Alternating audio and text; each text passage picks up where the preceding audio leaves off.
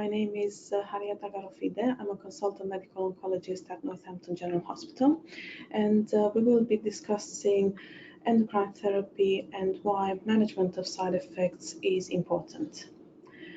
We know that when hormone therapy is chosen, there are various preparations and different treatment plans that are being recommended, and we know that one size does not fit all. The treatment plan is usually based on the ovarian function, the characteristics of the tumor, the side effects that we might anticipate, and obviously patient's preference. Regardless of the preparation chosen and the duration of treatment, which can vary between 5 and 10 years, we know that these drugs have an impact on quality of life.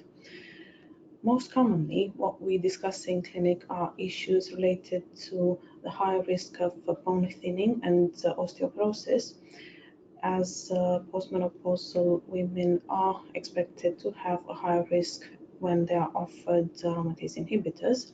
What we tend to do is have investigations to assess the bone density, and that is with a bone density scan, and based on the results we have recommendations to supplement the calcium and vitamin D intake, or sometimes to consider further treatment like bisphosphonates.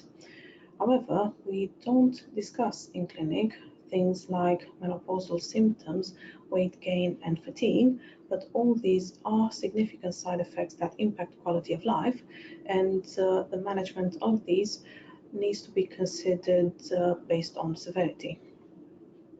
We will start with the hot flushes that are caused by the decreased level of estrogen that impacts on the body's thermostat, the hypothalamus. And we know there are contributing factors like alcohol, spicy food, stress, and exposure to heat.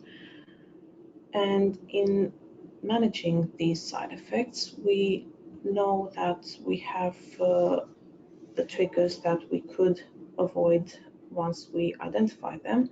There are some practical measures that can be considered, but if these are not enough, we could also consider some medication, antidepressant drugs, for example, in low doses that may help regulate the body's thermostat and may help with the management of the hot flushes.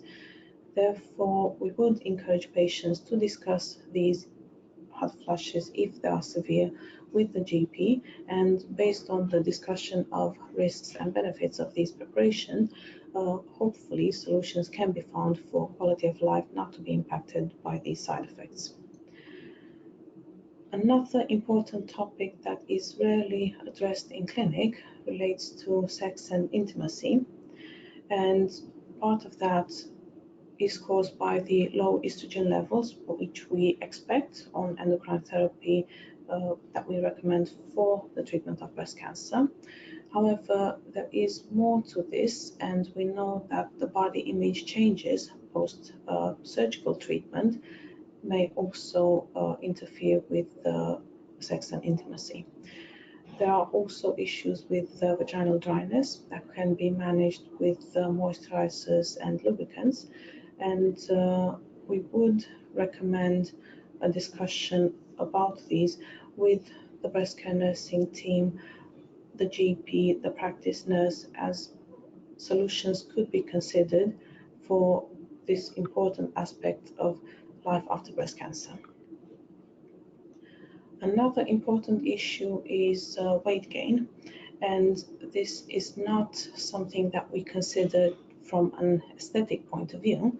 We know that overall maintaining a healthy weight is important for long-term health. However, on top of this, there seems to be indicators that a healthy body weight contributes to better outcomes following a diagnosis of breast cancer. In previous studies that were done, when they've looked at the risk of distant relapse of cancer, they could see that the higher the body mass index, there seemed to be a higher risk of distant cancer spread. And again, this was observed in a different trial when they looked at various endocrine therapy used alone or in combination. We can see that the higher the body mass index, the higher the risk of recurrence seems to be. Therefore, maintaining a healthy weight can be seen as another intervention that could potentially improve outcomes after a diagnosis of breast cancer. There are various ways to achieve a healthy weight, and there is no one solution that suits everyone. The GPs and the practice nurses can offer more information on achieving a healthy body weight, or if needed, they can organize a referral to a dietitian for further advice.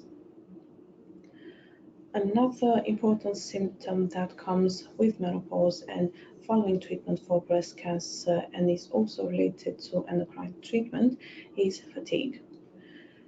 This may be also related to a sleep disruption caused by hot flushes, and the intervention that was shown to be beneficial in this situation was regular physical exercise. Not only this helps with fatigue, but there also seems to be a lower risk of breast cancer mortality in patients who are regularly active. Therefore, managing the weight and managing fatigue with lifestyle modifications can be seen as an intervention to improve outcomes following breast cancer, and more information on these lifestyle modifications can be found on the NHS Change for Life website. In conclusion, in terms of managing side effects of endocrine therapy optimally, we know that this helps with adherence to treatment, because treatment is a long-term treatment that tends to last from 5 to 10 years. So it is important for individual patients to be able to continue with their medication.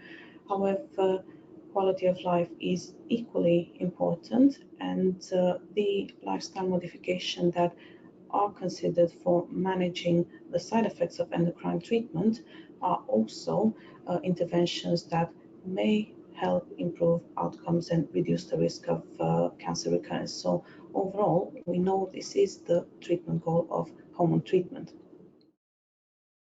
Thank you for watching.